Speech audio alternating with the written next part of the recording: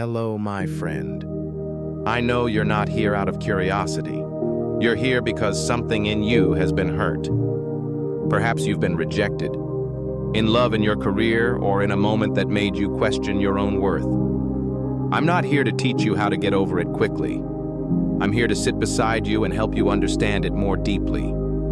Because I believe some wounds only begin to heal when we're brave enough to face them with honesty and grace. In this video, I'll be sharing with you 21 lessons drawn from Stoic philosophy wisdom I've gathered after years of working with people who've been through a lot. People like you who are learning how to move forward, not just stronger, but calmer and more at peace. And if you're truly serious about your journey of growth and healing, I've created a free ebook just for you. Standing Strong After Loss. Stoic Lessons for Inner Peace.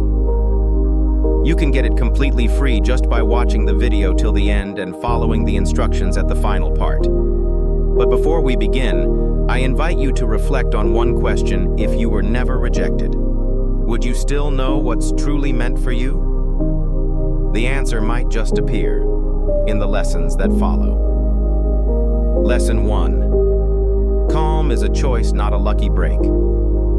I remember a woman in her early 60s who once came to see me. Her eyes were red, not from crying, but from too many nights of not sleeping well. She sat down quietly and looked at me with a tiredness that didn't come from her body. It was something deeper, like she had been carrying an invisible storm for years. She said, "I don't understand why I feel so uneasy. My life is fine on paper.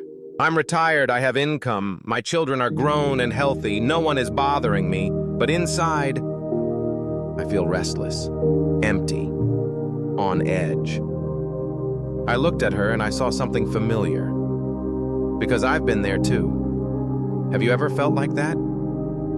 Everything on the outside looks fine, maybe even good, but inside it's like something's missing.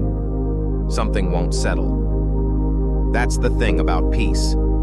Most people think it comes from life being calm, from circumstances being kind, but that's not true. Peace doesn't come from the outside. It's not something you find when life gets easier. Peace is something you choose, something you build day by day from the inside out. Let me tell you about James, a man who taught me more about calm than any book ever could.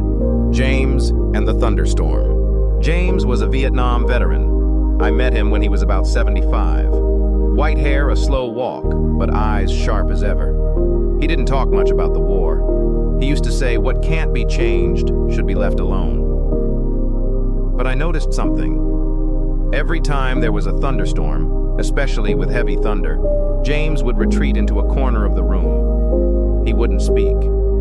His hands would tremble. That's trauma. That's what war leaves behind. But then, he changed. One winter, a heavy storm rolled through. I visited him at home. He was sitting in his kitchen sipping hot tea. Outside, wind howled and thunder cracked like gunfire. But James sat still, breathing slowly. I asked him, "How are you able to sit here like this now?" He smiled. "I can't stop the thunder," he said, "but I can change how I listen to it." What Stoicism teaches us. That's the essence of Stoic wisdom. You cannot control the storm. You can only control the way you respond to it. Marcus Aurelius, Roman emperor and Stoic philosopher, once wrote, "You have power over your mind, not outside events. Realize this, and you will find strength." Modern neuroscience confirms this. Our brains don't just react to events. They react to our interpretation of events. You see a storm outside doesn't make you anxious. It's how you think about the storm that does. The same goes for aging, loneliness, uncertainty. The event is neutral. The mind makes it heavy or light. Calm, then, is not luck. It is not something some people are born with and others aren't. It's a mental habit, a practice. How I learned to choose calm. I wasn't always calm. In my younger years, I was reactive. Quick to anger, quick to defend myself. But one day, a retired doctor I worked with gave me a habit that changed my life. He told me, every morning before I start the day, I ask myself, what might disturb me today? And I answer honestly, anything, everything. But then I remind myself, I get to choose how I respond. That became my practice too. Before difficult meetings, before visiting family who drained me, before long evenings when loneliness crept in. I'd pause and remind myself, you don't control the storm, but you do control your posture in it. Final thoughts. I don't know what kind of storms you've lived through. Loss, divorce, illness, betrayal. I don't know what fears still follow you through quiet nights, but I know this. You are not powerless. You don't have to wait for life to settle down before you feel peace.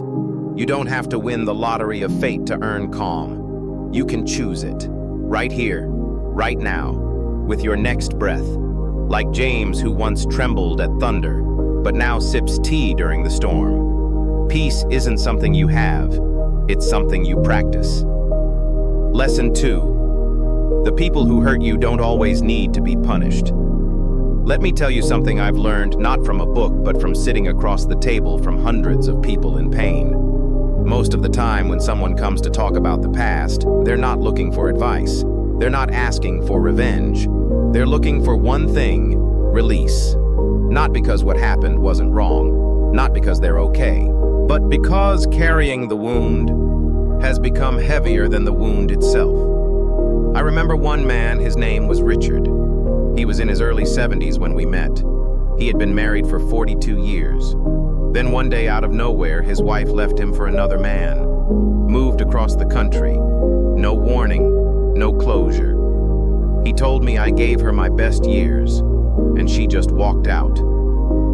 I asked him, "What do you want now?" He paused, then said, "I want peace. I want to feel like I can wake up in the morning and not hate someone." And that right there is where the lesson begins. Forgiveness is not weakness, it's freedom. You see, people often confuse forgiveness with surrender. They think it means saying what you did was okay. But Stoicism and life experience say otherwise. Forgiveness doesn't mean they deserve it. It means you deserve peace. It means you're tired of letting someone who hurt you still live in your head, rent-free. It means you're ready to stop reliving a scene that cannot be rewritten. Epictetus, a Stoic philosopher who lived as a slave before teaching emperors, once said, "Who is your master? The one you spend your anger on." That stayed with me, because anger is a chain, and we're the ones holding it tight long after the other person is gone. A modern story of release. A friend of mine, a retired nurse, told me a story. When she was in her 40s, her best friend betrayed her trust in the most painful way by revealing something deeply private at work. The fallout lasted years. She lost friends, confidence. She even left the job. But decades later, she ran into that old friend in a grocery store. And instead of rage, she just smiled, nodded, and walked away peacefully. I asked her how she got there. She said, "I realized I didn't want her apology anymore. I wanted myself back." Science agrees. Resentment makes you sick. Holding on to anger has physical costs. Multiple studies from Harvard and Johns Hopkins show that chronic resentment increases the risk of heart disease, depression, anxiety, and even memory loss in older adults. One study found that people who practiced forgiveness regularly had lower blood pressure, slept better, and reported greater satisfaction with aging. So when I say forgiveness is a gift to yourself, I mean it literally. Your body is listening to your thoughts. If you keep playing the same hurtful scene over and over again, your nervous system doesn't know the difference. It reacts as if it's happening now, again and again. But how do you actually let go? Not overnight, and not by pretending it didn't hurt. It starts with a single truth: you can't change the past. Say it out loud if you need to. It happened. I can't undo it. But I can choose what happens next. Then comes a second step, which might sound strange. Wish them well. Not because they deserve it, but because it's the only way to stop the cycle. When you can say even silently, "May they live far from me, may they be at peace, and may I never carry their burden again," you start reclaiming your inner space. Richard's choice. Richard, the man whose wife left him, eventually made peace with what happened. Not by confronting her, not by getting revenge. He never even spoke to her again. But he said something powerful months after our last conversation. I stopped waking up thinking about her. Now I wake up thinking about me. He started gardening. He began writing letters to his grandchildren. He even picked up the saxophone again, something he hadn't touched since 1975. You see, when you stop giving your energy to someone who hurt you, you start giving it back to the only person you can heal yourself. One final thought. Who are you still angry at? Maybe it's an ex, a parent, a sibling, a friend who vanished when you needed them. Or maybe it's yourself. Whoever it is, I invite you to ask one gentle question. Is this anger still protecting me? Or is it just keeping me from healing? You're allowed to release it. You don't need to win. You just need to be free. Because the truth is simple. The people who hurt you may never change, but you can. And that, my friend, is the only peace that lasts. Lesson 3. Sometimes silence is the loudest answer. A man once asked me, "Don't you think staying silent is a sign of weakness?" I looked at him for a moment before answering, "No, not when the silence comes from strength." You see, when I was younger, I used to believe I had to explain myself all the time. I thought being silent meant I lost the argument, that people would think I didn't have an answer. So I talked, I argued, I defended, and I exhausted myself. But as I grew older and maybe a little wiser, I discovered something Stoic philosophers knew 2,000 years ago. Silence is not retreat, it's self-control. The old teacher. There was a retired school teacher I once met during a Stoic retreat. He had taught for over 35 years, soft-spoken, wore the same gray sweater every day. One evening during dinner, a much younger man publicly insulted him. Something about his old ways of thinking. People waited for the old man to respond. He didn't. He just smiled gently, put down his fork, and excused himself. Later that night, I asked him why he didn't defend himself. He looked at me and said, "When a man throws mud at you, do you throw mud back? Or do you wait for the storm to pass?" That answer stayed with me for years. We live in a world of noise. Everybody's talking. Everybody's arguing. Social media is full of people ready to clap back, fight trolls, or set the record straight. But what happens when you live like that? You're always reactive, always on edge, always ready to fight. And the truth is, not every battle deserves your presence. Marcus Aurelius said, "You always have the choice not to have an opinion." Now think about that. You don't have to react. You don't have to respond. You don't have to be drawn into every conflict. That is power. A personal moment of silence. Let me share something from my own life. A few years ago, I was wrongly accused of something in a community group I volunteered with. Nothing serious, but enough to hurt my name and reputation. People whispered, emails flew, and a younger version of me would have fought hard to clear my name, but I didn't. I stayed quiet. I watched, and I let time speak for me. Weeks passed. The truth came out, and the people who had rushed to accuse me ended up apologizing, some in private, some never at all.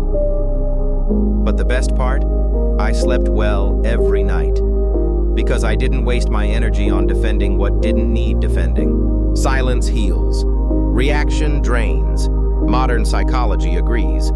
When you constantly react to negativity, you train your nervous system to be in a permanent fight-or-flight state. But silence. Silence activates the part of your brain associated with calm creativity and decision-making. In fact, MRI studies have shown that just 2 minutes of intentional silence lowers cortisol and blood pressure significantly. So when you stay silent, you're not just being mature, you're actually protecting your body. You're giving your nervous system permission to exhale. But what about injustice, you may ask? Are you saying I should stay silent when people treat me badly? No, I'm not saying silence equals tolerance. I'm saying choose your silence like you would choose your words with wisdom. Silence is powerful when it's a boundary, not a cage. Sometimes you say nothing because you're above it. Other times you speak, but only after you've thought, breathed, and detached from emotion. The Stoics didn't avoid truth. They avoided wasting themselves on what didn't matter. The final thought. There's a kind of silence that is hollow and comes from fear. But there's another kind. That is full. That comes from peace. That comes from knowing who you are so deeply you don't need to argue with anyone who doesn't see it. So today I leave you with this. Next time someone tries to pull you into their drama, or provokes you, or twists your words, just ask yourself, is my peace worth more than being right? And if it is, let silence be your strength. Because sometimes the loudest, clearest answer is no answer at all. Lesson 4. No one is coming to save you, and that's your power. There's a moment in life that changes everything. It doesn't come with fanfare. It's quiet, often painful, sometimes lonely. But it's the moment when you realize no one is coming. No one is going to fix it for you. No one is going to rescue you. And strangely, that's the first breath of freedom. The hard truth I learned at 54, I was 54 when my life unraveled. A business deal went bad. My health took a hit, and people I thought would stand by me disappeared. One night I sat alone in my kitchen staring into a cup of cold coffee. The silence was loud. The phone didn't ring. And I had this childish thought, someone will come help me. Right? No one did. And that night, something in me snapped, but not in the way you'd think. Not in anger, not in despair, but in clarity. I stood up, washed my face, and whispered to myself, this is your life. You either carry it or let it carry you. That was the beginning of my true adulthood, and it came well after 50. Stoics knew this. First, Epictetus, born into slavery, had every reason to wait for someone to save him. But he didn't.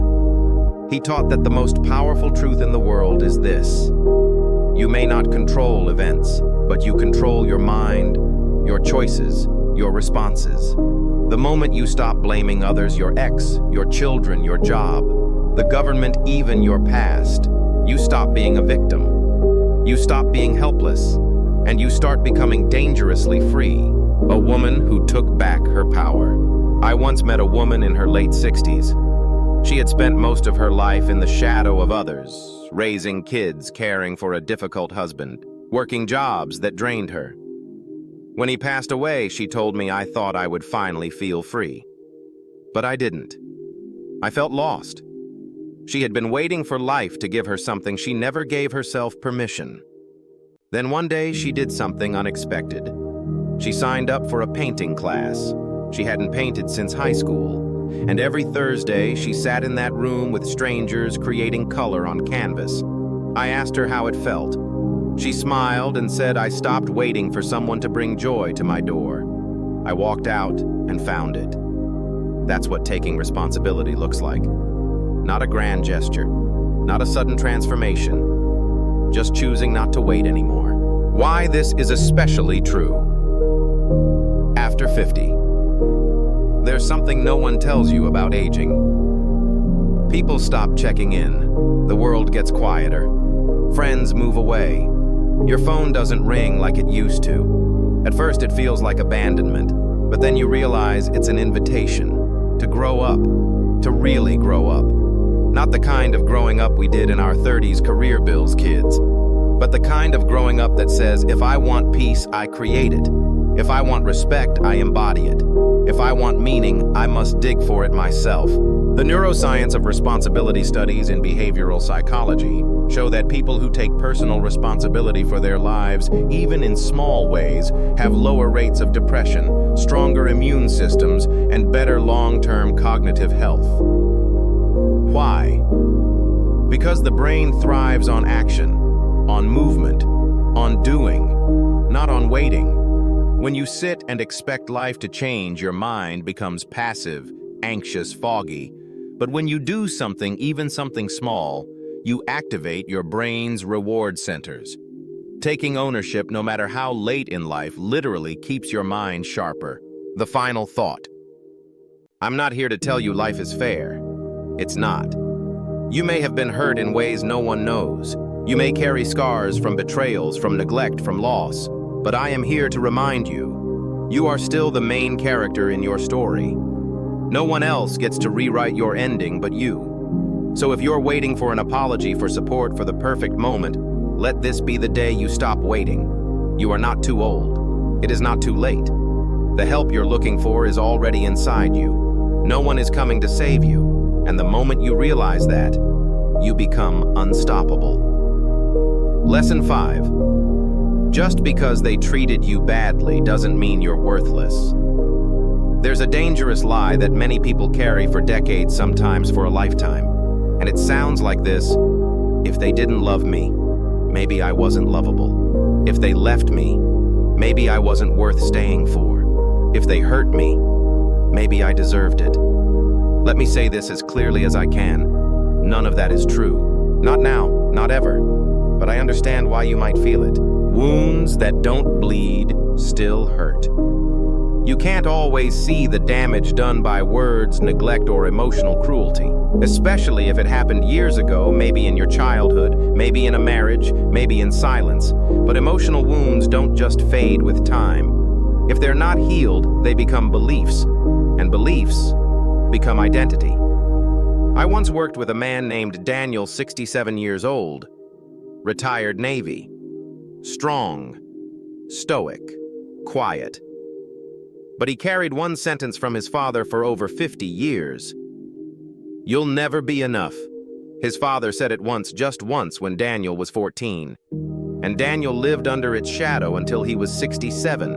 Think about that. One sentence, a lifetime of damage. Stoicism and self-worth. The Stoics teach us that our worth is inherent. It doesn't rise or fall based on how others treat us. Epictetus said, "If someone speaks badly of you, remember, it's not your fault if they misunderstand you." Marcus Aurelius wrote, "Don't waste time wondering what others say or think of you. Their judgment belongs to them. Your character belongs to you." In other words, their cruelty does not define your value.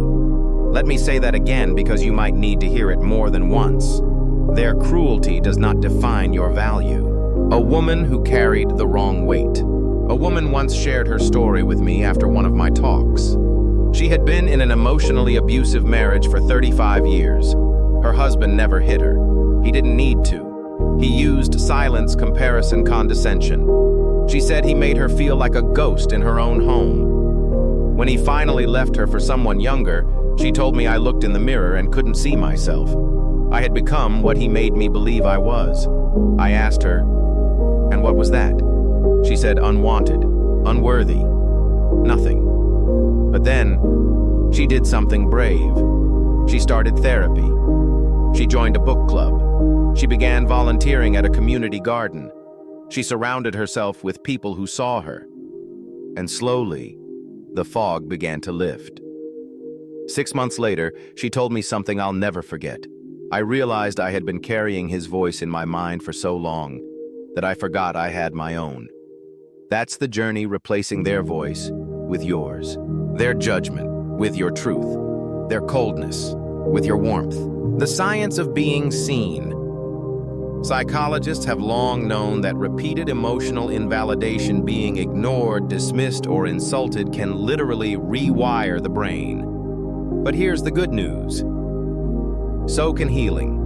You can build new neural pathways. new inner voices, new beliefs. But it starts with a hard question. Whose voice am I still hearing in my head? And does it deserve to be there? If the answer is no, then today is a good day to let it go. Final words. If someone treated you like you didn't matter, that's about them, not you. If someone used you, ignored you, judged you, rejected you, that's their character, not your value. And if your past whispers that you're not enough, I want you to whisper something back. I am here. I am whole. I am not their opinion. Because you never were what they said. You never were how they treated you. And you never lost your worth, you just forgot where to look. Look again. Not in their eyes, not in their voice, but in your own reflection. And when you do, I hope you finally see you were always enough. Lesson 6. You don't have to be understood to be at peace.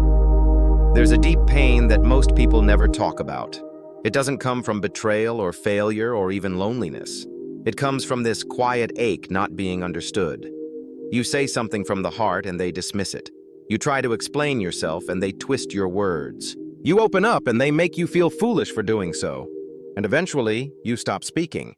Not because you have nothing to say, but because you're tired of defending your truth. A widow's silence. I once met a widow named Teresa in her late 60s. She had been married for over 40 years. After her husband died, she moved in with her daughter's family to be closer to the grandkids. But one day, she told me something heartbreaking. I live in a house full of people, but no one really sees me. They think I'm just emotional or stuck in the past. I try to talk, and they either interrupt me or change the subject. I've learned to stay quiet, but it hurts. That kind of quiet is not peace. That's the silence of being unseen, and it cuts deep. The Stoic view of being misunderstood. The Stoics understood this centuries ago. They didn't believe that peace came from convincing others. They believed peace came from letting go of the need to be seen clearly by everyone. Marcus Aurelius wrote, "Don't waste what remains of your life in speculating about others. It is not their job to understand you. It is your job to live with integrity." Think about that. It is not their job to understand you. It's a bonus if they do. It's beautiful when it happens, but it's not the foundation of your peace. Because if your peace depends on their perception, you'll always be unsettled, always shifting, always explaining. You are not a puzzle to be solved. One of the greatest emotional freedoms is realizing I can be misunderstood and still be okay. You are not a puzzle that everyone has to solve. You are not a book that everyone has to read to the end. In fact, some people will judge you by one sentence. Some will reduce your whole story to a chapter they didn't like. And some will never even open the book at all. But your story is still valid. Your experience is still sacred. Even if no one claps for it.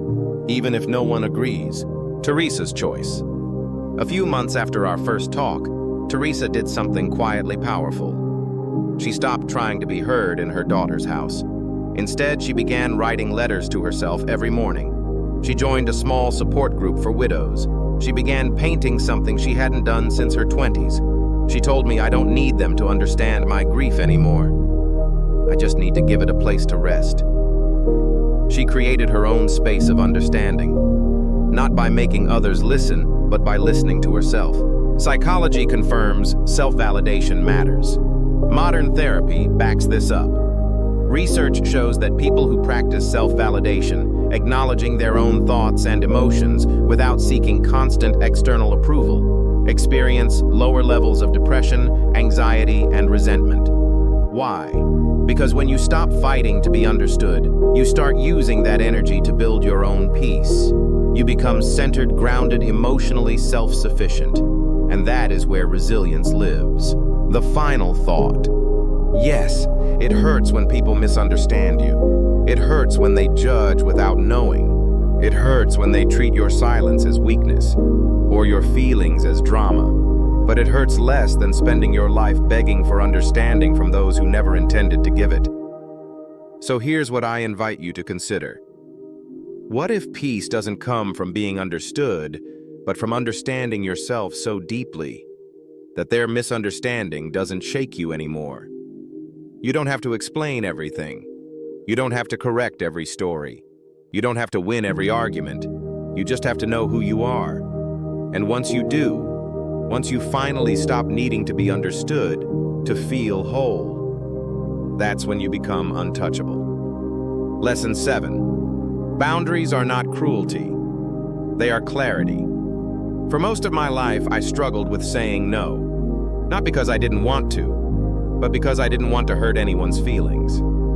I thought being kind meant being available. Being loving meant being selfless. Being good meant always saying yes. But here's what no one told me. Every time you abandon yourself to please others, you teach them it's okay to ignore your needs. And one day, you wake up feeling used, invisible, and bitter. Not because they're cruel, but because you didn't draw the line. The story of Paul and his brother. I once worked with a man named Paul, 62 years old. He had a brother who called him only when he needed money. Over the years, Paul had loaned him thousands, never repaid. Every time Paul tried to say no, his brother would guilt him.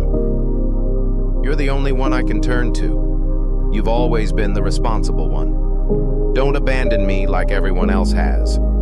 So Paul kept saying yes, until one day, he didn't. He called me the next morning and said, "I feel terrible, but also free."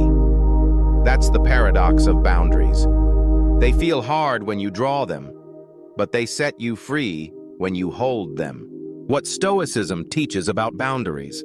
Stoicism is not about isolation. It's about self-possession. Epictetus once said, "If you wish to improve, be content to be thought foolish and stupid."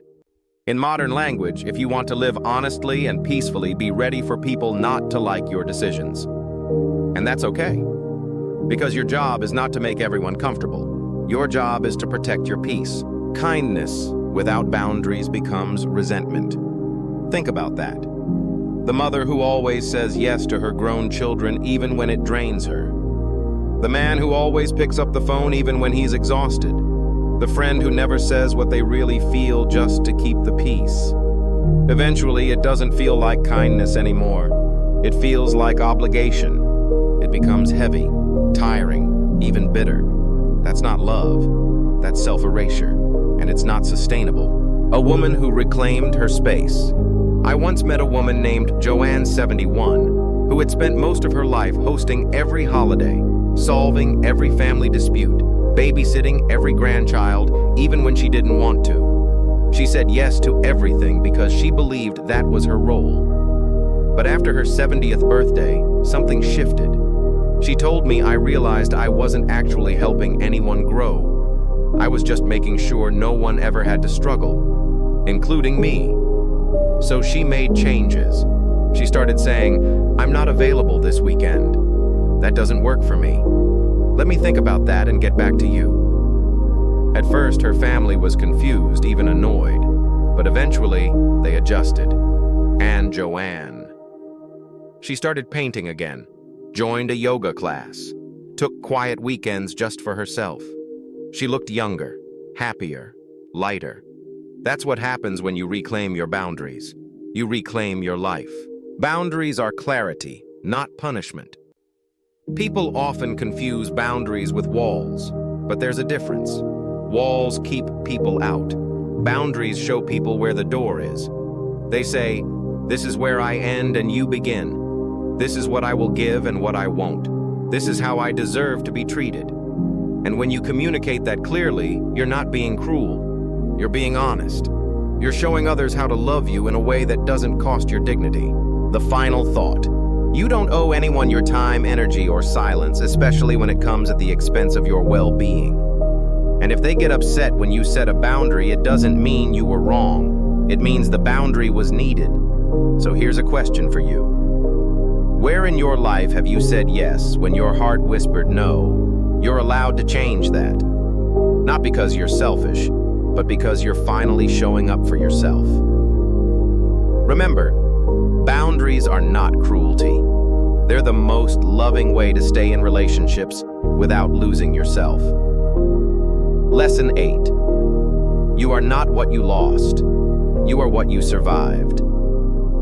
There's a moment often quiet and unexpected when you sit alone and begin listing everything you've lost. Time, people, health, opportunities, maybe even parts of yourself. You look back and think, if only I had done this differently. If only I had seen it sooner. If only they hadn't left. And suddenly the weight of memory becomes a shadow that follows you everywhere.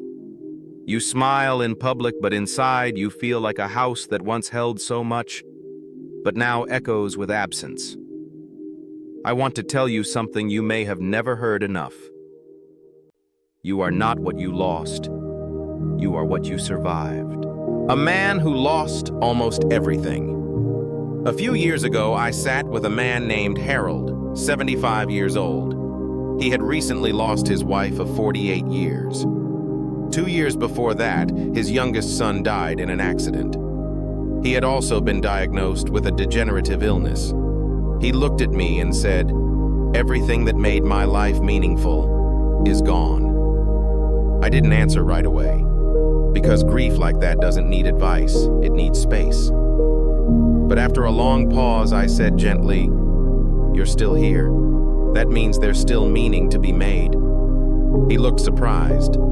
"Meaning, at my age?" "Yes, especially at your age. Because meaning doesn't come from what we have. It comes from what we choose to do with what remains." What Stoicism teaches about loss. The Stoics never denied that life is full of loss. In fact, they expected it. Seneca once wrote, "No man loses more than another. He only loses differently." Think about that. Everyone loses. Everyone suffers. But it's not the loss that defines you. It's your response to it. You can lose a partner and become bitter, or you can honor them by living with more depth, more care, more presence. You can lose youth and chase after it in desperation, or you can become someone whose wisdom and calm make others feel safe. You can lose dreams and think life is over, or you can plant new ones that grow deeper roots. You are not what is missing. You are what is still possible. A woman who chose life again. I once met a woman named Carla, 68 years old. She had spent most of her life in a difficult marriage. When her husband passed away, she felt relief and guilt for feeling that relief. "I don't know who I am without him," she told me. I asked her, "Who were you before him?" she thought. Then whispered, "I loved music. I used to sing." Carla joined a community choir 2 weeks later. Now she sings every Sunday. And she says the joy she feels today doesn't erase the pain she lived through. It transforms it. That's what healing looks like. Not pretending nothing happened, but letting what happened deepen you, not destroy you. Your scars are not shameful. Psychologists have found that people who have endured significant loss and found a way to reframe it, meaning find growth through it, tend to be more empathetic, emotionally wise, and mentally strong as they age. There's a name for this post-traumatic growth. It doesn't mean you're glad the pain happened. It means you refuse to let the pain define your whole identity. Your scars aren't shameful. They're sacred. They prove one thing clearly. You didn't just live. You endured, and you're still here. The final thought. It's okay to grieve what's gone, to miss people, to wish certain years could be relived or repaired. But don't confuse grief with identity. You are not the broken relationship. You are not the job you didn't get. You are not the years you lost to addiction, to caregiving, to regret. You are the one who survived all that. And now, you get to choose what comes next. No matter how old you are, no matter what you've lost, let this be your quiet revolution, to see yourself not through the lens of what's missing, but through the strength of what remains. You are not what you lost. You are what you survived. And that is more than enough. Lesson 9. Your peace is too expensive to give away cheaply. There comes a time in life, usually after enough heartbreak, enough chaos, enough noise, when you finally say, Not everything deserves my reaction. Not everyone deserves my energy. Not every invitation to conflict deserves an RSVP. And that moment is the birth of inner peace. But here's the thing. Peace doesn't just arrive one day wrapped in silence and serenity. You have to protect it, like a garden, like a child, like a sacred flame. And the older you get, the more you realize peace is expensive, and most people don't know how to afford it. The angry neighbor. Let me tell you about George. George was 71 when I met him. He lived in a small cul-de-sac, a Vietnam veteran, kind eyes, gentle voice. But for years, he was at war with his next-door neighbor over property lines, tree branches, and barking dogs. Letters were written. Police were called. Tension filled the air like smoke. One day, I asked George, "How often do you think about him?" He sighed. "Every morning. I wake up angry. I think of what I'll say if he does this or that again. And I said something that surprised even me. Then he's still winning." George paused, and tears welled up in his eyes. That was the day he decided to stop giving away his peace so cheaply. Stoicism and emotional economy. Marcus Aurelius said, "You have power over your mind, not outside events. Realize this and you will find strength." In modern terms, your attention is currency. Your emotion is energy. Your peace is gold. And every time you argue with someone who doesn't care about truth, every time you chase an apology from someone who has no intention of growing, every time you try to fix what refuses to be fixed, you spend that gold. And usually it's a bad investment. Protecting your peace is not avoidance. It's strategy. Some people confuse inner peace with passivity. They say, "If I don't speak up, aren't I just avoiding no?" There's a difference between avoidance and discernment. Avoidance is fear, but discernment is wisdom. It says, "I know this isn't worth my breath. I know this will not change their heart. I know this costs more than I'm willing to pay." That's not weakness. That's emotional intelligence. The peaceful widow. A woman named Ruth once told me something that stopped me in my tracks. She was 76, had lost her husband, and had children who often argued about money politics, even her own health care. They'd drag her into their fights, ask her to take sides, try to prove who loved her more. One day she said to them very calmly, "I'm too old to play referee in your unresolved pain. I love you all, but I will not sacrifice my peace for your storms." She lit a candle, made some tea, and left the room. That's the kind of strength you only earn through time, and you don't need to be 76 to claim it. Science agrees. Peace is protective. Research shows that chronic emotional conflict increases the risk of heart disease, weakens the immune system, and shortens lifespan, especially in adults over 60.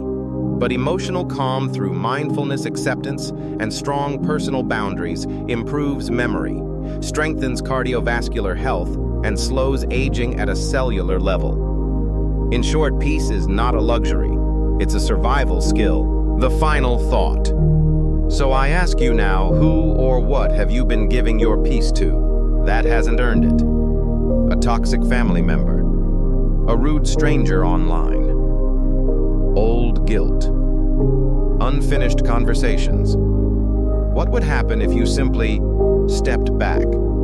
Not to run, not to ignore, but to preserve what took you a lifetime to build. Because peace is expensive. It took you decades to arrive at this stillness, and not everyone deserves access to it. So guard it. Don't explain it. Just live it. Let them say what they want. Let them misunderstand. Let them go. You have nothing to prove. Your peace is too expensive to give away cheaply. Lesson 10. Letting go is not weakness. It's wisdom. Letting go. Two simple words, but they carry the weight of 1,000 heartaches.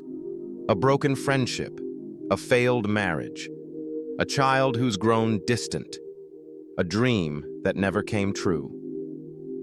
We often think that holding on means strength, that the tighter we grip, the more we care. That letting go means giving up, or worse, being cold, but that's not true. Letting go isn't weakness. It's the deepest kind of wisdom. The man who couldn't let go of the past. There was a man in one of my workshops named Victor. He was 64, divorced for over a decade, but still spoke about his ex-wife as if she had left him yesterday. Every story somehow led back to her. Every lesson he learned was twisted by that one chapter. One afternoon he said, "I just can't move on. She hurt me. She never even apologized." And I asked him softly, "Do you want justice, or do you want peace?" He looked stunned. "Can I have both?" Maybe. But most of the time in life, especially after 50, we reach a crossroads. Hold on to the story, or let yourself begin a new one. What the Stoics say about attachment. The Stoics warned us long ago, attachment creates suffering. Epictetus wrote, "Don't attach your heart to things outside your control. Let them go and you'll be free." But we resist. Why? Because holding on feels active. It feels like we're doing something, while letting go feels passive, like loss. But it's not loss. Letting go is a conscious act of release, a decision to stop bleeding into what won't heal, a way of saying, "This pain no longer deserves a home in me." The woman who let her daughter be herself. I met a woman named Grace, 72 years old, churchgoer, traditional, thoughtful. Her daughter came out as gay at 34, and for years Grace struggled with it. Not because she didn't love her, she did deeply, but because she couldn't let go of her idea of how her daughter's life should look. I pictured her in a white dress, a husband, kids, she told me. And one day, through tears, her daughter said, "Mom, I need you to love me for who I am, not who you imagined I'd be." That was the turning point. Grace let go not of her daughter, but of her expectations. And what she got back was the real living relationship she almost lost. Psychology backs this up. Letting go, whether of resentment, old identities, or rigid expectations, activates brain regions tied to emotional regulation, compassion, and clarity. It doesn't mean erasing the past.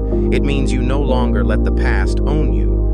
In fact, one of the strongest indicators of psychological resilience in older adults is their ability to say, "This no longer serves me." I release it gently, not bitterly. Letting go is not forgetting. It's forgiving yourself for carrying it this long. So, what can you let go of? Here are some quiet questions you can ask yourself tonight. What anger have I carried longer than I needed to? What guilt do I still punish myself with, though I've already changed? What version of myself am I still holding on to that no longer fits who I am? And most importantly, what beauty could I step into if I put this burden down? The final thought. Letting go doesn't make you weak. It makes you ready. Ready for the chapter you've denied yourself. Ready for peace that no apology could ever deliver. Ready to stop arguing with what's already done. So, let go. Not because they were right. Not because it didn't matter. But because your future matters more. You deserve more than reliving what hurt you. You deserve more than being loyal to pain. You deserve a mind that's free. Because life after 50 is not about chasing closure. It's about choosing peace. And sometimes the most powerful thing you can ever say is, "I'm done holding this. It's time to live again." Lesson 11. You don't need everyone to like you to live well. There's a hidden prison that many people live in, not behind bars, but behind the fear of disapproval. You say yes when you want to say no. You stay quiet when your soul is screaming to speak.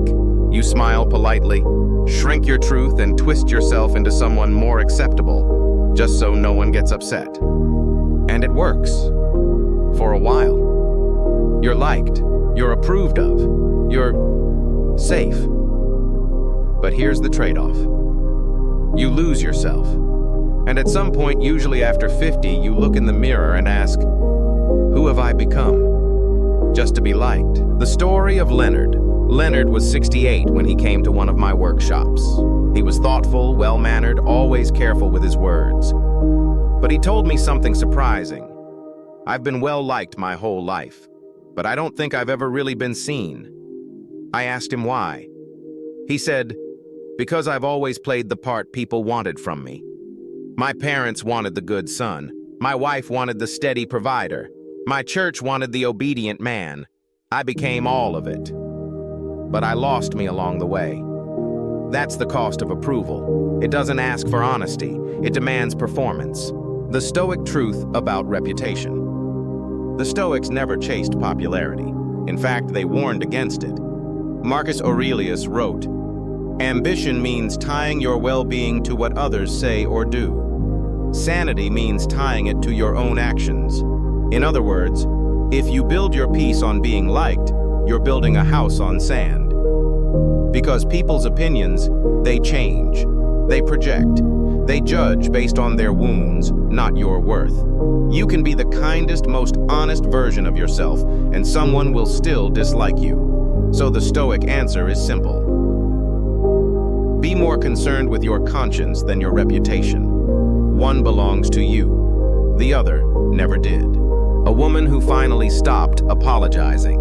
I remember speaking with a woman named June. She was 74 and had lived most of her life apologizing for her personality. "I was always told I was too much," she said. "Too opinionated, too loud, too ambitious. So I made myself smaller. For decades." Then she added, smiling through tears, "But I'm tired, and I'd rather be disliked for being real than praised for being fake." And I told her, that's not rebellion, that's maturity. Science confirms approval. Addiction is draining. Modern psychology has a term, approval addiction. It refers to the compulsion to earn love or safety through performance and people-pleasing. But here's what studies show. People who prioritize authenticity over approval have stronger relationships, less anxiety, and greater well-being, especially in later life. Because when you stop chasing approval, you start attracting people who value your truth. And more importantly, you start valuing it yourself. A gentle challenge. So let me ask you, who are you still trying to impress? Out of fear, not love. What truths are you still hiding to avoid judgment? And what would happen if you finally showed up as yourself? Not the edited version, not the agreeable mask, but you as you really are. You won't be everyone's favorite. You may lose a few claps, but you'll gain something far more precious: integrity, inner peace, and a life that finally feels like your own. The final thought. You are not here to be universally liked. You are here to be honest, to be real, to be whole. And if that threatens someone's comfort, let it. Because your job is not to fit into someone else's expectations. It's to grow into the truth of who you were always meant to be. So from this day forward, I hope you remember, not everyone has to like you. Not everyone has to understand you. Not everyone has to clap. But you have to respect yourself. And that alone is enough for a life well lived. Lesson 12. Walking away doesn't mean you're heartless. It means you're healed. We're often taught that staying is strength, that loyalty means endurance, that love never gives up, and so we stay. In relationships that exhaust us, in roles that shrink us, in cycles that quietly break our spirit. We stay not because it's good for us, but because we're afraid of what walking away says about us. Will they think I'm selfish? Will they say I gave up too easily? Will they call me cold? But here's the truth. Walking away doesn't make you heartless. It means you've finally stopped abandoning yourself. A man who stayed too long. I once worked with a man named Robert, 70 years old. He had been married for 42 years to someone who no longer spoke to him with kindness. No abuse, no scandals, just indifference. a coldness that settled in like winter and never left. He said to me, "I don't know who I am outside this marriage, but I know I'm disappearing inside of it." He had tried everything: therapy, patience, silence, prayer. But nothing changed except him.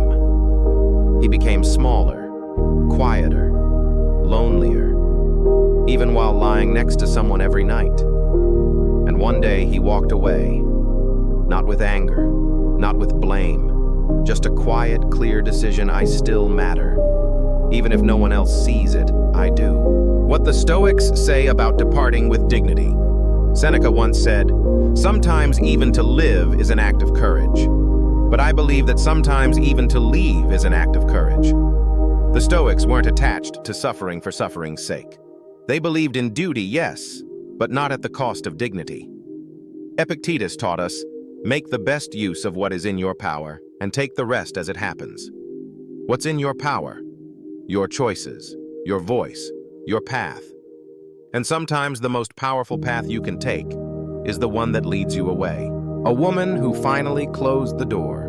I met a woman named Anita, 67 years old, mother of 3. Her eldest son had treated her with nothing but criticism for years, only called when he needed something, always reminded her of her past mistakes, never said thank you, never said I love you. She kept trying. Birthday gifts, heartfelt letters, apologies she didn't need to make. But one day she told me, I realized I was begging for love from someone who had already closed their heart. And she stopped calling, not out of hate, but out of healing. She still prays for him, still hopes he finds peace. But she no longer sacrifices her own for his silence. The psychology of separation and self-respect. Psychologists tell us staying in toxic, one-sided relationships damages your mental and physical health, especially as you age. It increases stress, weakens immunity, even accelerates cognitive decline. But learning to walk away from what drains you, it restores clarity. It rebuilds self-respect. It renews your emotional oxygen. Because just like a house with no windows, you can't breathe in a life that no longer lets the light in. Let's be honest, it's not easy. Yes, walking away is hard, especially when you've built a life shared memories given your best years. There is grief in every goodbye, but there's also this: a future that doesn't look like your past, a self you haven't met yet, stronger, freer, lighter, a peace that doesn't require you to suffer first. The final thought. So no, walking away doesn't mean you're cold, or cruel, or disloyal. It means you've stopped bleeding for those who never brought you a bandage. It means you've remembered that you are allowed even now, even at this age, to choose you. You don't need permission. You don't need everyone to understand. You don't even need closure. Sometimes the most sacred sentence in your life will be, "This is no longer my home, and I will no longer live where I am unloved." Not because you're bitter, but because you're finally free. Lesson 13. Forgiveness is not about them. It's about your freedom. Let's be honest. Some wounds go so deep, they seem impossible to forgive. A betrayal you didn't see coming. A word that cut like a knife and still echoes. A silence that spoke volumes. And while time may dull the edge, the memory still lingers. You say you've moved on, but then a smell, a place, a passing name, and suddenly the pain floods back fresh as ever. So when someone tells you to just forgive, it feels like they're asking too much.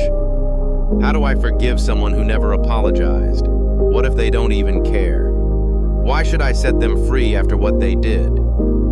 But here's the truth. Forgiveness isn't about setting them free. It's about setting yourself free. A woman who held on for decades. I once met a woman named Margaret. She was 78, elegant, articulate, and angry. Her husband had left her in her 40s for someone younger. She raised their children alone, rebuilt her life, and never remarried. But even decades later, she said his name with bitterness. He stole my best years, she said. He moved on like I was nothing. She never spoke to him again. But in her heart, she carried him every day like a weight. Until one morning she came to a session and said, "I think I'm ready to stop being his prisoner." Not his wife. His prisoner locked in a cell he wasn't even in anymore. And that's what unforgiveness is. It's drinking poison hoping the other person suffers. But only you feel the ache. The Stoic perspective on forgiveness. The Stoics didn't write much about forgiveness the way religion does, but they did teach detachment. Marcus Aurelius wrote, "The best revenge is not to be like your enemy." In other words, don't become what hurt you. If someone wronged you through cruelty, don't let it turn you cruel. If they lied, don't let it make you distrust everyone. If they rejected you, don't reject yourself. Letting go of what they did is how you reclaim who you are. Science says forgiveness heals the body. Research from Stanford Mayo Clinic and others shows this clearly. People who forgive even without reconciliation have lower blood pressure, better sleep, stronger immune function, lower risk of depression and heart disease. Why? Because unforgiveness keeps your nervous system in a constant state of alert. Your body can't tell the difference between remembering the attack and reliving it. But when you forgive, you interrupt that cycle. You say to your body, "You're safe now. You can stop bracing." What forgiveness is and isn't forgiveness is not saying it was okay. They were right. I deserved it. They get a second chance. No. Forgiveness is saying this happened. It hurt, but it will no longer define me. And I refuse to keep living in a chapter they wrote. It's not about reconciling. It's about releasing. A quiet ritual of release. One man I worked with, Thomas, created his own forgiveness ritual at 73. He wrote a letter to his father who had been verbally abusive. A letter he would never send. In it, he wrote, "You hurt me. You didn't protect me. But I will not carry your voice in my head anymore. I forgive you, not because you deserve it, but because I do." Then he burned the letter and cried for the first time in years.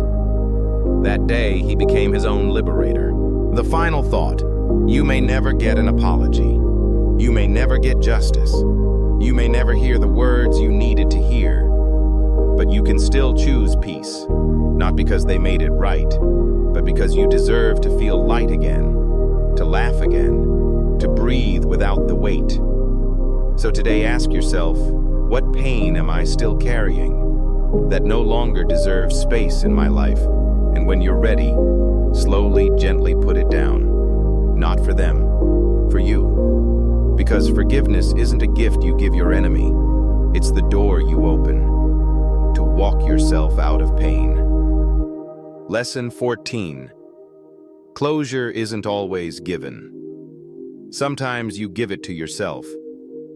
We all want answers. Why they left, why they changed, why they hurt us like that, why they didn't fight for us. And so we wait for an explanation, an apology, a moment of clarity. We tell ourselves, once I understand, I'll be able to let go. Once they explain, I'll feel at peace. But here's the hard truth no one wants to hear. Closure isn't always something you're given. Sometimes you have to give it to yourself. The woman who never got the answer. A woman named Evelyn once shared her story with me.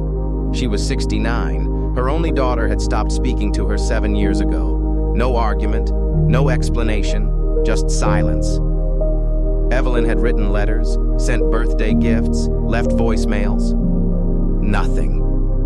She said to me, if she would just tell me why, I'd have peace. And I understood. I did. But then I asked, what if she never tells you? Do you want to wait until your 80s to start living again? She cried. Then she asked the question that changed everything. Can I choose to find peace, even without her permission? Yes, Evelyn, you can. You must. The Stoic way of accepting what you cannot control. Epictetus said, "It is not things themselves that disturb us, but our opinions about them." We suffer not only from what happened, but from our belief that we can't heal until someone else cooperates. The Stoics remind us, you don't control their actions. You don't control their remorse. You don't control the words you may never hear. But you do control how long you bleed from a wound someone else stopped thinking about. The power of self-closure. Self-closure isn't about pretending it didn't matter. It's not about forcing yourself to get over it.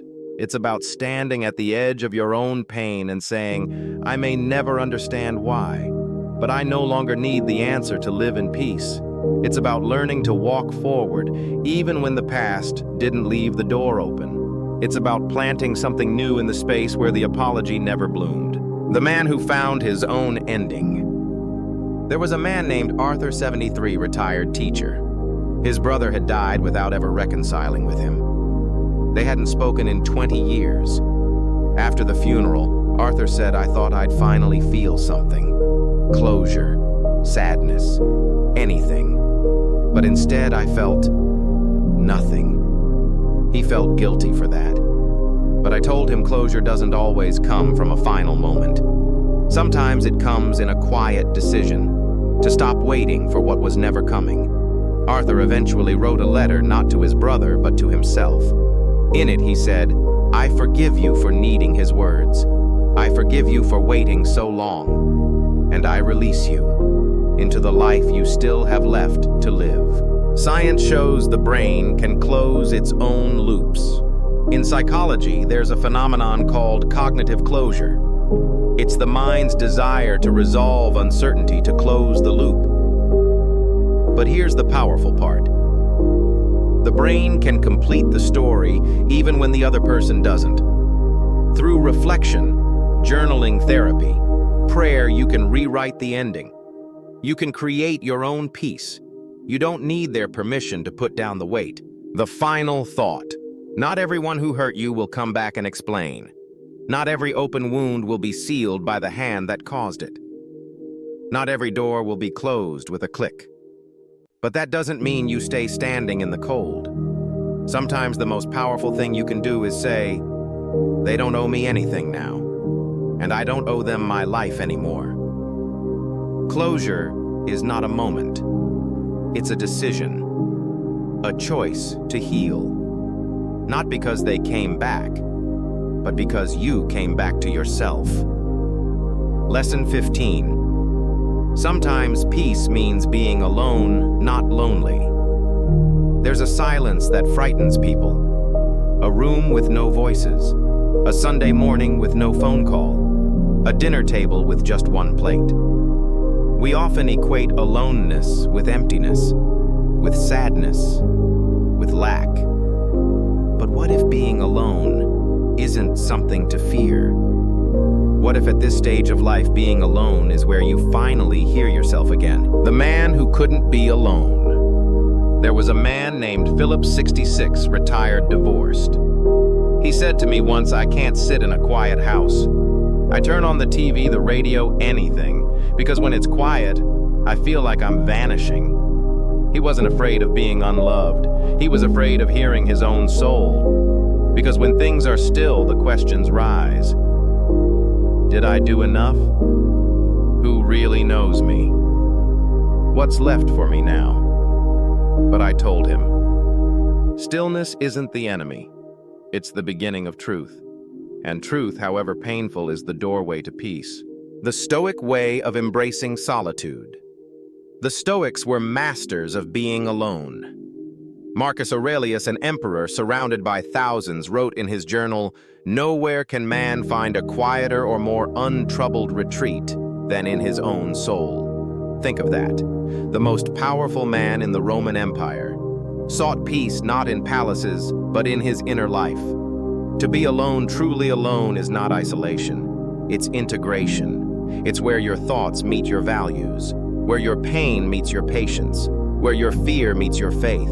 A widow who learned to sit in the silence. I once met a woman named Della, 72 years old. Her husband passed after 47 years of marriage. At first, she said the house was unbearable. She couldn't bear the sound of his absence, so she filled the space visitors, music, errands, noise. But then, one night she sat on the porch with a cup of tea, no phone, no distraction. She said, "I looked at the sky and said out loud, 'I'm still here.'" And in that moment, she wasn't grieving his absence. She was finally meeting herself again. That was the first night she said she didn't feel lonely, just alive. Science solitude helps us age well. Modern research supports this deeply elderly individuals who cultivate healthy solitude, not forced isolation but chosen stillness, report greater mental clarity, emotional regulation, and even spiritual satisfaction. Being alone allows the brain to consolidate memory, process meaning, and reconnect with purpose. In fact, peaceful solitude strengthens your emotional immune system. It teaches you that even when no one else is around, you are still enough. Lonely versus alone. Let's make an important distinction. Loneliness is the pain of not feeling connected to others. Solitude is the peace of finally connecting to yourself. One drains you, the other restores you. You can be in a room full of people and feel lonely. You can sit by yourself in a garden and feel completely whole. It's not about the number of voices around you. It's about the quality of the voice within you, a gentle challenge. So let me ask you, when was the last time you sat with yourself without distraction, without agenda? What would happen if instead of trying to escape your own company, you embraced it? What if you lit a candle, made tea, played soft music, and sat, not as someone abandoned, but as someone becoming whole? You are not just passing time. You are practicing presence. You are no longer waiting for someone else to complete you. The final thought. There will be seasons in life where no one calls, where the calendar is empty, where the world is quiet. That doesn't mean something's wrong. It may mean something sacred is unfolding. Your peace is not missing. It's simply been waiting for silence. So if you find yourself alone, don't fill the space too quickly. Let it breathe. Let it teach. Let it remind you. You are not lonely. You are with someone who is finally enough.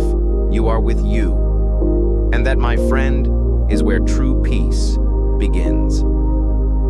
Lesson 16. The older you get, the more sacred silence becomes. When you're young, you want to be heard. You want to speak, prove, argue, defend. You interrupt. You react. You take the bait. But as you grow older, something shifts. You start choosing silence, not because you have nothing to say, but because not everything deserves your voice. The man who used to argue with everyone. I met a man named Charles. He was 74, sharp mind, used to be a lawyer. He told me when I was younger I never let anything slide. If someone was wrong, I had to correct them. If someone insulted me, I gave it right back. Then he paused and smiled. Now I just nod and go back to my coffee. That's not apathy. That's evolution. That's knowing your peace is more valuable than proving a point. The Stoics and the power of stillness. The Stoics taught that true wisdom isn't loud. It's not found in debate clubs or arguments. It's found in discipline of the tongue. Epictetus said, "We have 2 ears and 1 mouth so that we can listen twice as much as we speak." Marcus Aurelius wrote, "If you are distressed by anything external, the pain is not due to the thing itself, but to your estimate of it, and this you have the power to revoke." Sometimes, silence is how you revoke your suffering. You don't give it air. You let it pass. You let them talk, and you stay free. A woman who chose not to reply.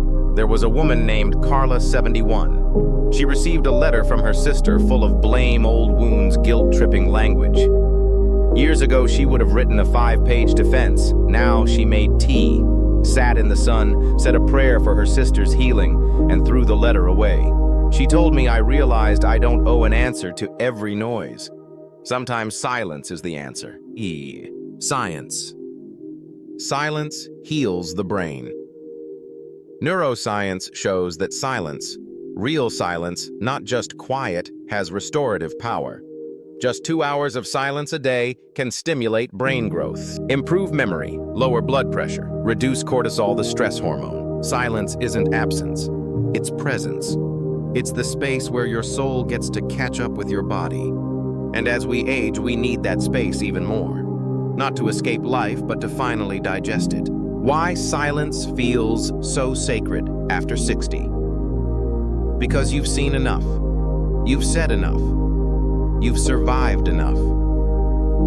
And now, you'd rather feel peace than win debates. You'd rather sit in the garden than explain your heart. You'd rather walk away in silence than stay and scream. That's not giving up. That's growing up. That's sacred maturity. A quiet question. So I ask you now, what noise are you still responding to? That you could simply let pass a toxic comment, a rude family member, your own inner critic. What if instead of replying, you breathed? What if instead of explaining, you exhaled? What if your silence was your strength? The final thought: not all silence is empty. Some silence is full of wisdom, of grace, of power. You don't have to attend every argument. You don't have to answer every critic. You don't have to explain your peace to anyone who thrives on conflict. Sometimes the strongest words you'll ever say are no words at all. So today I leave you with this. May your silence protect you. May it remind you who you are. And may it teach the world that your soul is no longer for rent. Because the older you get, the more sacred silence becomes. Lesson 17. Letting go of control is how peace begins. We like to believe we're in control of our family, of our career, of our reputation, of how others treat us. We plan, we manage, we worry. We tighten our grip on life, thinking the harder we hold, the safer we are. But life is not a machine. It's weather. It shifts. It breaks patterns. It rains without warning. And the truth is this: the more you try to control life, the more it controls you. A father who tried too hard. I once spoke with a man named Gerald, 67, retired engineer. He had spent his whole life making things work. Blueprints, machines, people. But his greatest struggle wasn't in his career. It was with his adult son. I gave him everything Gerald said, discipline, guidance, support, but he still turned away from me. He won't return my calls. He looked exhausted, not from grief, but from trying to fix what wasn't his to fix. I asked him, what if peace doesn't come from getting him back, but from letting go of the version of him you imagined? He was quiet. Then, tears. Because that was the first time in years he stopped gripping his pain and started releasing it. What the Stoics say about control. The Stoics built an entire philosophy around this one truth. Some things are up to us. Some things are not. Epictetus. What's up to you? Your choices, your values, your reactions. What's not? Other people, the past, the future, the weather, death, time. The wise life is one that knows the difference and stops trying to force what is not within reach. Don't demand that things happen as you wish, said Epictetus, but wish that they happen as they do, and your life will go smoothly. A widow who tried to control her grief. There was a woman named Rosa, 71. Her husband died in his sleep. No warning, no goodbye. She told me I kept trying to manage the grief, like it was a task I could complete. She read all the books, joined all the groups. She did everything right, but the ache remained. And then one morning she stopped resisting. She let the tears come, let herself feel empty. She even talked to his old coat hanging in the hallway. And for the first time, she said, I stopped trying to escape the pain and just sat with it. That's when the healing began, not from control, but from surrender. The science of control and stress studies in behavioral psychology show this clearly.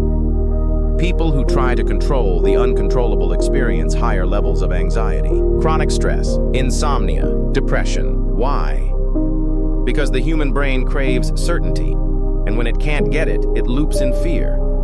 But acceptance, radical, honest acceptance, interrupts that loop. It tells the brain we're safe, we're not in charge, and that's okay. The wisdom of the open palm. Imagine trying to hold water. If you clutch your fist, it slips through. But if you open your palm, it rests gently. Life is like that. Your children will live their own truth. Your body will age. People will change. And not everyone will understand you. You don't need to manage all of it. You just need to stand rooted in what you can control and release what you can't. That's not passivity. That's mastery. The final thought. You don't need to fix everything. You don't need to force it to go your way. You don't need to grip so tightly. Sometimes peace comes not from doing more, but from finally saying, I trust the tide. I will no longer fight the waves. I will float. Because when you let go of control, you don't fall into chaos. You fall into peace. Lesson 18. Not everything that hurts you deserves to stay in your story. Pain has a strange way of staying. A word someone said 10 years ago. A betrayal that caught you off guard. A moment you can't forget no matter how much time passes. It carves itself into your memory. It replays itself when you're alone. And sometimes, it becomes who you are. You start telling your story through the lens of what went wrong. You begin every sentence with, after they left, when I lost, since the diagnosis. And little by little, the pain doesn't just live in your past, it becomes the narrator of your present. But here's the gentle truth. Not everything that hurt you deserves a seat in your story forever. A man who kept repeating the same chapter. I once met a man named David, 70 years old. He had survived cancer, 2 divorces, and bankruptcy. He was alive. He was sober. He had a roof over his head and grandkids who adored him. But every time he introduced himself, he began with, I lost everything. Not I rebuilt. I'm still here. I'm learning to live differently. No, just, I lost everything. It was like he had frozen time in the moment of his deepest hurt and refused to move forward. Until one day he asked me, is it okay to write a new chapter? Even if the old one never made sense. Yes, David. Please do. The Stoic view on the stories we tell ourselves. Marcus Aurelius wrote, you have power over your mind, not outside events. Realize this and you will find strength. What does this mean? It means your pain may be real, but your relationship to that pain is a choice. You can relive it, rebuild it, or release it. You can tell the same story over and over until it hardens into identity, or you can rewrite it. Not by denying what happened, but by refusing to let it define you. A widow who chose a new story. There was a woman named Lorraine, 75, lost her husband in a car accident. For 3 years, she wore only black. She kept his shoes by the door. She said to me, if I let go of the grief, it feels like I'm letting go of him. But then one day she took a walk at sunset. She heard birds. She smelled flowers. She laughed at something a child said in passing. And she realized I don't have to choose between missing him and living again. Grief didn't have to be her whole story. It could be a chapter, a sacred one, but not the final word. The brain learns through repetition. So be careful what you repeat. Neuroscience confirms this. The more we rehearse a story, the more it becomes neurologically real. Your brain will literally rewire itself to fit the story you tell most often. If you keep telling yourself you were abandoned, betrayed, or broken, that's what your identity becomes. But if you start saying, I was hurt, but I healed, I was lost, but I learned, I fell, but I got back up, your brain will believe that too, and your life will start to match it. A gentle practice. Tonight, when the house is quiet, light a candle, sit with a notebook, and ask yourself, what part of my pain have I made permanent? What story am I still telling myself that no longer reflects who I am? Then ask, what's a kinder, truer version of my story that still honors the past but frees me to walk forward? Write it, speak it, live it, because you're not obligated to carry every wound forever. Some things happened, yes, but you are more than what happened to you. The final thought. There will always be parts of life that leave a scar. Some chapters you never wanted, some sentences you wish you could erase, but you get to decide. Will this pain be the whole story, or just a page I've lived through? You don't owe your suffering a permanent role. You owe yourself freedom. You owe yourself a future. So close the book on what no longer teaches you.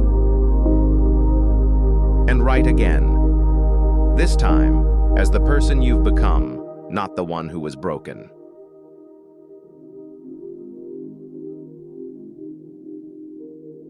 Lesson 19. Protecting your peace is a form of self-respect. For most of your life, you were probably told to be nice, to be available, to give people the benefit of the doubt, to stay in touch, stay involved, stay polite. And so you smiled when you were tired. You answered calls you didn't want to. You sat through dinners where your presence was taken for granted or worse, criticized. Why? Because that's what good people do. They endure, they give, they stay. But here's what no one told you. Being a good person does not mean being a doormat. Protecting your peace is not rude, it is self-respect. The woman who always said yes. I once worked with a woman named June, 68 years old. She was the nice one in her family, the one everyone called to vent, to borrow money, to ask for favors.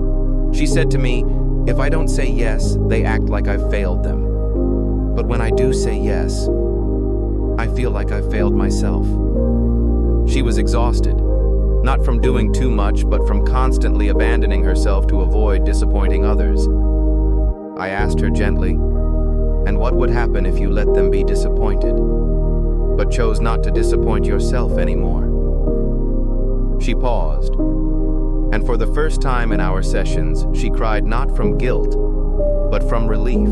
The Stoic perspective on boundaries. The Stoics taught that peace comes from living in alignment with your values, not in pleasing everyone else. Epictetus said, if you want to improve, be content to be thought foolish and stupid. In other words, people may misunderstand your boundaries. They may call you cold, distant, selfish. But your job is not to manage their opinions. Your job is to manage your energy, to protect the calm it took you decades to build. The psychology of overgiving. Modern psychology calls it fawning a survival response, where you please others to avoid conflict or abandonment. It feels like kindness, but it's actually self-erasure. Over time, people who constantly give in feel invisible, develop resentment, burn out emotionally and physically. But when you start protecting your peace, when you start saying no without guilt, when you stop explaining every boundary, your nervous system begins to heal. You shift from surviving to living with intention. A man who finally let the phone ring. A man named Harold, 73, told me this. My nephew only calls when he wants something, and I always pick up because I feel bad if I don't. I asked him, but how do you feel after you hang up? He looked down, used, drained, smaller.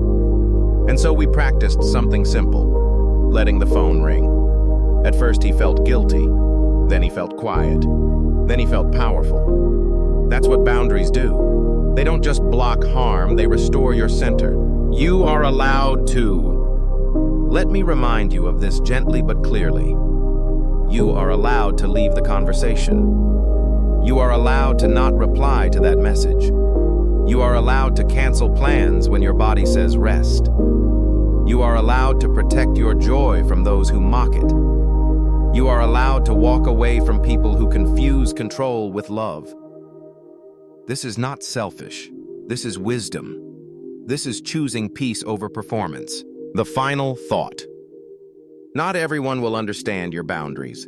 Some will call it distance. Some will say you've changed, and they're right. You have. You've changed from someone who abandoned yourself to keep the peace with others to someone who now keeps peace within, even if it costs you the comfort of being liked. Because in the end, The only person who has to live with your mind, your body, your soul is you. So let them be confused. Let them talk. You protect your peace like it's the last soft place you have left, because it is. Lesson 20.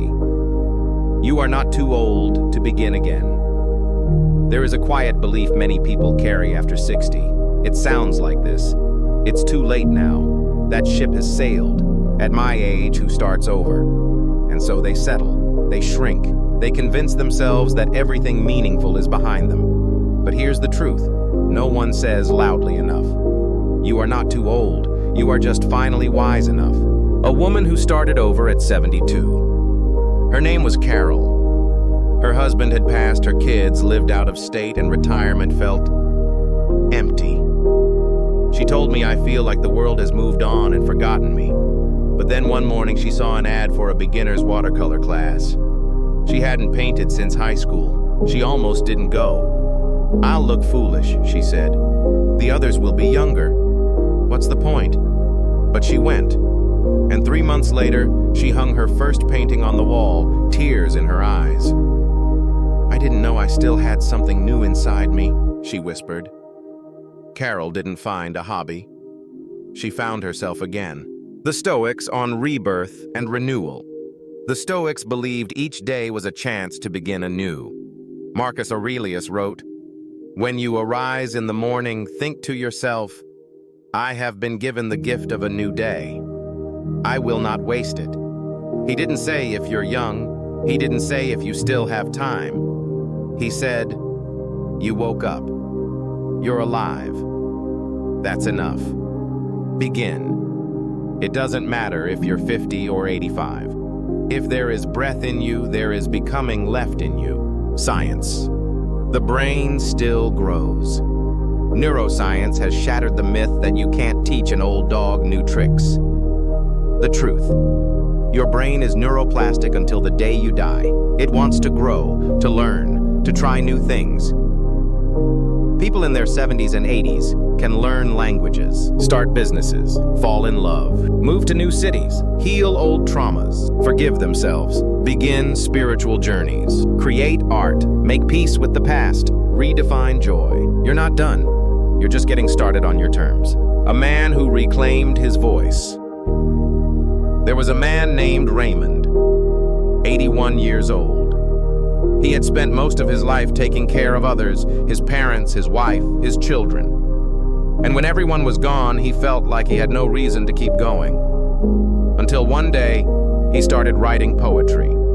Not for a publisher, not for approval, just for himself. He wrote about trees, about silence, about his regrets. He said to me, I thought I was at the end. But it turns out I was just quiet enough to finally hear what my soul had to say. That was the beginning of his most honest life. It's not about grand plans. Beginning again doesn't always mean moving across the country or climbing a mountain. It can be planting your first herb garden, volunteering at the library, learning to meditate, writing letters you never sent, saying no for the first time, learning to be alone without being lonely. It's not about doing more, it's about living truer. The final thought. You are not too old. You are too precious to waste another year not living fully. There is still a sunrise you haven't seen, a friendship you haven't made, a part of yourself you haven't met yet. And no one gets to tell you your story is over. Because as long as you are here, there is still music to write. There is still light to find. And there is still you becoming who you were always meant to be. So take a breath, take a step, and begin again. And as promised, you can now receive the free ebook, Healing After Rejection, Stoic Wisdom for the Mature Soul. Click the link in the description to download it. It's a gift I've written from the heart for those brave enough to keep moving forward. If you found this video meaningful, don't forget to like, subscribe, and share. The journey isn't over, and we will meet again, like old friends, the kind who have fallen and still choose to rise.